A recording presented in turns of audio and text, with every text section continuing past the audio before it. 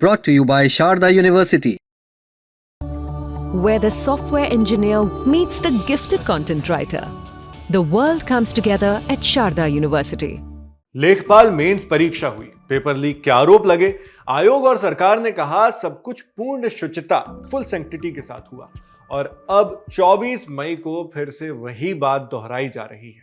लेकिन social media पर बैठा कैंडिडेट अभी भी कह रहा है कि भरोसा नहीं बन रहा। ये भर्ती उत्तर प्रदेश के सबऑर्डिनेट सर्विसेज सिलेक्शन कमीशन यानी सेवा चयन आयोग के जिम्मे है, जिसे UPSSC भी कहा जाता है। UPSSC में लेखपाल यानी पटवारी की भर्ती भी है, जिसके तहत यूपी के रेवेन्यू डिपार्टमेंट में आने वाले लगभग 7,994 पदों के लिए सिलेक्शन किया जाना है। इसमें मेंस एग्जाम के लिए 3,66,712 कैंडिडेट्स को शॉर्टलिस्ट किया गया था। ये लेखपाल मेंस एग्जाम 21 मई 2026 को OMR बेस्ड रिटन एग्जाम के रूप में कंप्लीट हुआ। एक ही शिफ्ट थी, सुबह 10 बजे से दोपहर 12 बजे तक। यूपी गवर्नमेंट के सूचना विभाग ने इसे लेकर एक प्रेस नोट जारी किया। इस नोट में कहा गया कि परीक्षा 44 जिलों के 861 सेंटर्स पर हुई, जिसमें कुल 3,01,756 कैंडिडेट्स अपेयर हुए, यानी टोटल कैंडिडेट्स का 82.29%। एग्जाम के एक दिन बाद ही 22 मई को UPSSC ने प्रोविजनल आंसर की भी जारी कर दी और उम्मीदवारों से 28 मई तक आपत्तियां मांगी। यहां तक सब कुछ नॉर्मल सा लग रहा था, लेकिन 2 जिलों में मामला इतना शांत नहीं था। मीडिया रिपोर्ट्स बताती हैं कि लखनऊ में पेपर लीक का आरोप लगाया गया और मुजफ्फरनगर के भी कुछ केंद्रों पर सैकड़ों कैंडिडेट्स के पेपर छोड़ने की खबरें सामने आने लगी। इसके अलावा यह भी रिपोर्ट्स आई कि इस एग्जाम को लेकर उसकी जॉब एडवर्टीजमेंट निकलने से ही विवाद शुरू हो चुके थे। शुरू में अनरिजर्व्ड या नॉन रिजर्व्ड कैटेगरी के लिए 4,165 पद घोषित किए गए थे। बाद में अपडेटेड एडवर्टीजमेंट जारी किया गया, जिसमें यह संख्या घटाकर 3,205 कर दी गई। कई कैंडिडेट्स ने इसका भी विरोध जताया।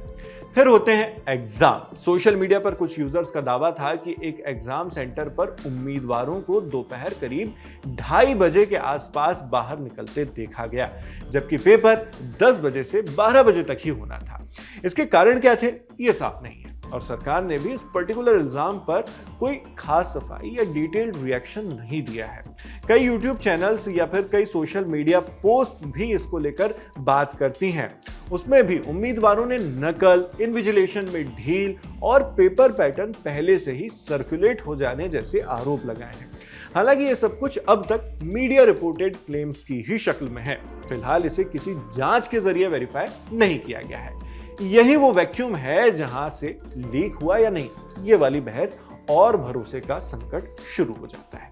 और इस वैक्यूम को मिटाने की रिस्पॉन्सिबिलिटी किसकी है? सरकार और आयोग की। 24 मई को यूपी सरकार ने एक ऑफिशियल प्रेस रिलीज जारी की और एक बार फिर से साफ शब्दों में कहा कि लेखपाल मेंस एग्जाम पूरी शुचिता के साथ बगैर किसी पक्षपात या रोड़े के शांतिपूर्वक संपन्न कराया गया है। प्रेस नोट के दूसरे हिस्से में लिखा गया कि पेपर लीक की सूचना मिलते ही कॉम्पिटेंट अथॉरिटी सक्षम अधिकारियों ने तुरंत जांच की, जिसमें यह सूचना यानी पेपर लीक की सूचना पूरी तरह भ्रामक और गलत पाई गई। इसी आधार पर सरकार इस निष्कर्ष पर पहुंची है कि एग्जाम निष्पक्ष और पारदर्शी तरीके से सफलतापूर्वक हुआ है। यानी आधिकारिक लाइन तो साफ है, कोई लीक नहीं, कोई गड़बड़ी नहीं, आरोप गलत। पर प्रेस नोट में यह नहीं बताया गया कि यह तत्काल सत्यापन, तुरंत जांच किस जांच एजेंसी ने की, किस स्तर पर जांच की गई, क्या तरीका अपनाया गया, या क्या कोई लिखित जांच रिपोर्ट भी तैयार हुई जिसे सार्वजनिक किया जा सके। ये सब कुछ उस प्रेस नोट में नजर नहीं आता। शायद यही वजह है कि सोशल मीडिया पर इस प्रेस नोट को लेकर भरोसा बनता नजर नहीं आ रहा है। एक्स पर पोस्ट की गई इसी प्रेस रिलीज के नीचे दर्जनों रिप्लाईज ऐसे दिख रहे हैं जिनमें कई उम्मीदवार या फिर यूजर्स सरकार के दावे से असहमत नजर आ रहे हैं। कोई री एग्जाम की मांग कर रहा है, कोई CBI या STF जांच की। कई यूजर पुराने पेपर लीक केसेस का हवाला देकर पूछ रहे हैं कि सिर्फ बयान से कैसे मान लें कि सब ठीक था। मोटा माटी डिमांड यही है कि अगर सचमुच कोई लीक नहीं था तो डिटेल्ड इन्वेस्टिगेशन रिपोर्ट, संदिग्ध परीक्षा केंद्रों के CCTV फुटेजेस और कम्युनिकेशन ट्रेल जैसी चीजों को सार्वजनिक क्यों नहीं किया जा रहा, सार्वजनिक किया जाए, ये डिमांड है। यानी एक तरफ सरकार और यूपीएससी का साफ स्टैंड है कि लेखपाल मेंस बिना किसी गड़बड़ी के हुआ, दूसरी तरफ बड़ी संख्या में एस्पिरेंट्स हैं जिनका भरोसा पिछले कई सालों की घटनाओं से पहले ही हिल चुका है, पेपर लीक की घटनाओं से। बल्कि हाल ही में नीट यूजी 2026 के पेपर लीक ने भी देश भर को हिलाकर रख दिया है।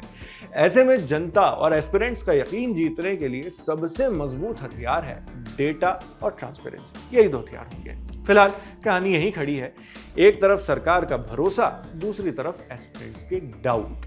असली इम्तिहान तो अब आंसर की से ज्यादा सिस्टम की क्रेडिबिलिटी, विश्वसनीयता पर उठ रहे हैं। आप इस पूरे मामले पर क्या सोचते हैं, हमें कमेंट बॉक्स में लिखकर जरूर बताएं। मैं हूं शेख नावेद। इस वीडियो को लाइक और चैनल को सब्सक्राइब करें। देखते रहें लर्न टॉप।